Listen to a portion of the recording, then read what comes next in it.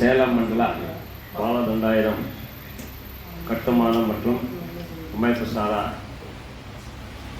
தொழிலாளர் சங்கம் சார்பில் நடைபெற்றுக் கொண்டிருக்கின்ற இந்த கூட்டத்திற்கு வருகை தந்து இந்த கூட்டத்தில் நல்ல கருத்துக்களெல்லாம் சொல்லி அமர்ந்திருக்கின்றான் நம்முடைய பாரதிய ஜனதா பார்ட்டியுடைய கிருஷ்ணகிரி மேற்கு மாவட்ட முன்னாள் மாவட்ட தலைவரும் முன்னாள் மாமன்ற உறுப்பினரும் இந்த பகுதியினுடைய மக்கள் திலகமாகி திகழ்ந்து கொண்டிருக்கின்றார் அண்ணன் எம்என் நாகராஜ் அண்ணன் அவர்களை இந்த கூட்டத்தில் கலந்து கொண்டிருக்கின்றார் பல்வேறு அரசியல் கட்சி தலைவர்கள் விசிகேனுடைய மாவட்ட தலைவர் அண்ணன் ராமச்சந்திரன் அவர்களை, இந்தியா கம்யூனிஸ்ட் கட்சியினுடைய தலைவர் ராம்ஜி அவர்களை, இந்த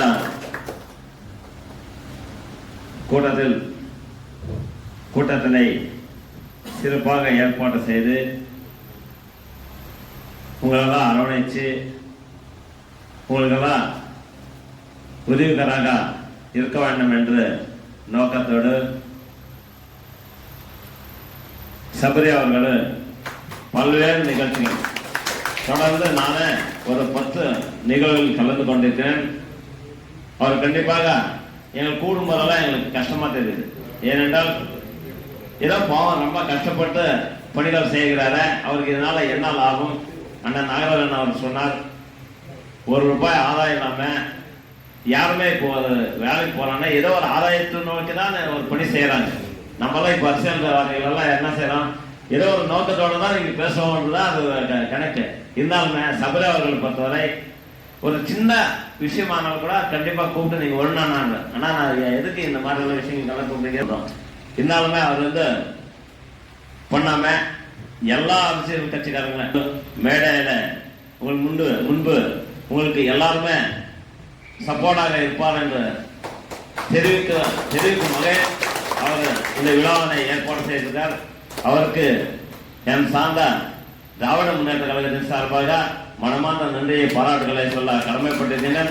அதே மாதிரி அவருக்கு உறுதுணையாக நம்முடைய கார்த்திக் சீனிவாஸ் அவர்களும் எப்பொழுதுமே அவர் நைட்ல தூங்கும் போது மட்டுமே பிரிஞ்சு இருக்க மாதிரி தெரியுது.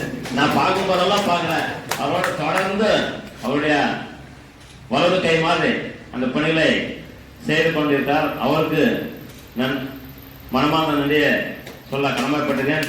அதே மாதிரி இந்த மேடையில அமர்ந்திருக்கின்ற ஆனந்த் அவர்களாகட்டும், பிரசாந்த் அவர்களாகட்டும், அந்த சபரியுடைய குழுவினராகட்டும் அனைவருக்கும் நன்றியை சொல்ல கடமைப்பட்டிருக்கேன். அதே மாதிரி இந்த கூட்டத்தில் கலந்து கொண்டிருக்கின்ற பெயர் சூட்டுவோர் சங்கம், அதே மாதிரி கட்டுமான தொழிலாளர்கள், அதே போல் வண்ணம் பூசுவோர் சங்கம், இந்த மாதிரி பல்வேறு சங்கங்களை கையிலெடுத்து 220க்கும் மேற்பட்ட சங்கங்களை உருவாக்கி அதனை ஒருங்கிணைந்து சேலம் மண்டலம் என்று செய்து அதில் ஒரு தலைவனாக நியமித்து இந்த பணியை மிக சிறப்பாக செய்து கொண்டிருக்கார். அதே மாதிரி இந்த சங்கம் என்பது ஏதோ ஒரு 50-100 பேர்களோட நின்றுடக்கூடாது. இந்த சங்கம் ஒரு மாநகராட்சி ஒரு கிராமமாக இருந்து பல்வேறு தரப்பு மக்கள் இங்கே குடியிருப்பு வந்த பிறகு இது பெரிய மாநகராட்சியாக உருவாக்கி இருக்கிறது. அதற்கு காரணம் நீங்கள் தான் என்பது தெரிவித்துக் கொள்ள கடமைப்பட்டிருக்கின்றேன். ஏனென்றால் பல மொழிகள் பேசுகின்ற ஒரு மாநகராட்சி பல மாவட்டங்களில் இங்கே குடியிருக்கக்கூடிய மக்கள் பல்வேறு மாநிலங்களில் குடியிருக்கிற மக்கள் தொழில் கொண்டிருக்கின்ற மக்கள் இருக்கின்ற ஒரு மாநகராட்சி கண்டிப்பாக உங்களுக்கெல்லாம் ஒரு பிரச்சனை என்றால் கண்டிப்பாக இந்த மாதிரி ஒரு அமைப்பு தேவை.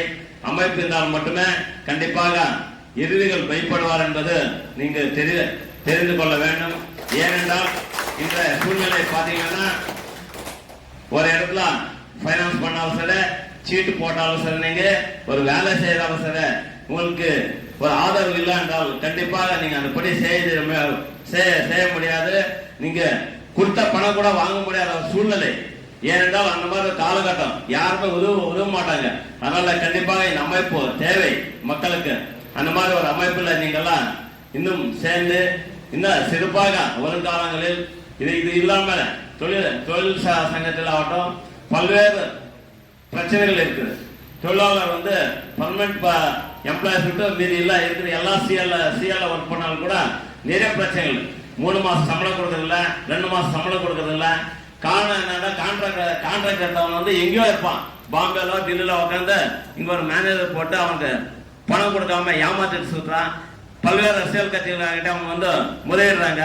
அது கண்டிப்பாக அந்த நேரத்தில் தான் தெரியுது என்னென்ன மோசம் செய்கிற ஊர்லான்ட்டு. அதெல்லாம் தடுக்கணும்டா கண்டிப்பாக நீங்கெல்லாம் ஒரு அமைப்பா சேர்ந்து ஒரு பெரிய கும்பலா சேரணும். இது இன்னைக்கு 100 பேருன்னா ஒரு வருங்காலத்தில் ஒரு 5000 பேரோட சேர்ந்து இந்த மாநகரத்தில் பல்வேறு விஷயங்கள் நீங்கெல்லாம் போராடணும். இன்னைக்கு அசோக் லைலண்ட் கம்பெனியில எடுத்துக்கலாம்னா அவருக்கு ஒரு பிரச்சனைனா எல்லாமே ரோட்ல உட்காராங்க. ஆனா பொதுமக்கள் பிரச்சனை உட்கார மாட்டாங்க. அந்த மாதிரி இருக்கக்கூடாது. ஒரு சுயநலமாக இருக்கக்கூடாது, பொதுநலமாக வாழ வேண்டும். நீங்கெல்லாம் அனைவரும் ஒற்றுமையாக இருங்கள். கண்டிப்பாக இந்த மேடையெல்லாம் இருக்கின்ற அனைவரும் சார்பாக நான் சொல்வது என்னவென்றால் உங்களுக்கு ஒரு பிரச்சனை என்றால் கண்டிப்பாக நாங்களெல்லாம் உங்களுக்கு ஆதரவாக இருப்போம் என்று சொல்லி எனக்கு பேச வாய்ப்பான அனைவருக்கும் நன்றி சொல்லி விடைபெறுகிறேன். நன்றி, வணக்கம்.